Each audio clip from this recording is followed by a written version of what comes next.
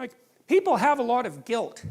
You know, there's a line of social psychology that claims that most people feel that they're better than other people. And like, I just don't buy that. That isn't what I've seen in my life. And maybe I'm a bit biased because I'm a clinical psychologist and I see more people who are overtly suffering, maybe, than people do in general. Although I'm not so sure about that, you know, because you don't have to scratch very far beneath the surface of most people's lives before you find something truly tragic.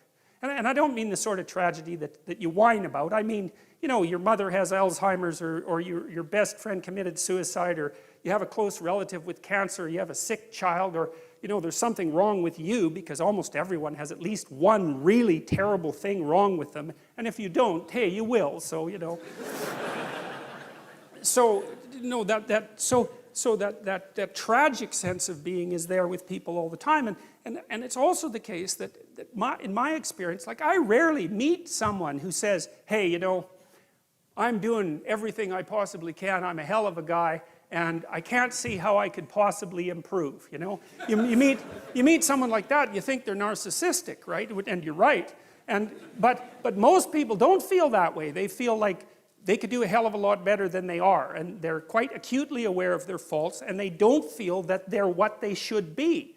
And you see, what happens in the story of Adam and Eve as well is that when people become self-conscious, at least that's how it looks to me, they get thrown out of paradise, and then they're in history. And history is a place where there's pain in childbirth, and where you're dominated by your mate, and where you have to toil like mad, like no other animal, because you're aware of the future. You have to work and sacrifice the joys of the present for the future constantly, and you know you're going to die, and you have all that weight on you. And to me, again, that's just, how can anything be more true than that?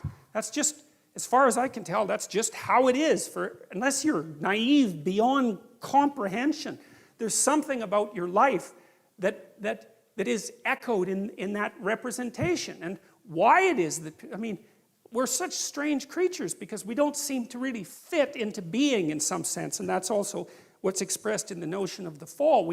The existentialists said, well, people feel like they have a debt that they have to pay off to existence for the crime of their being, something like that. And maybe it's because we're acutely aware that we have to offer something of value to the people around us so that they can tolerate us, you know, while we're going about our business. But it seems deeper than that. It's that human beings seem to exist in a post-cataclysmic world, and that's exactly also what's represented in Genesis. And it's very interesting because, you know, in the Adam and Eve story, there's two catastrophes, essentially. There's the catastrophe that occurs when Adam and Eve wake up, which we'll talk about in detail, and become self-conscious and know that they're naked.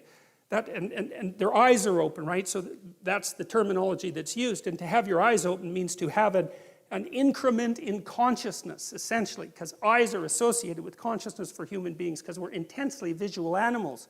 And so the metaphor of having your eyes opened is the same as the metaphor of coming to consciousness. And as soon as Adam and Eve come to consciousness, they realize they're naked. And, you know, the classic interpretation of that is that it has something to do with sexual sin. And I don't believe that. I don't believe that that's what it means, although there are elements about that are relevant.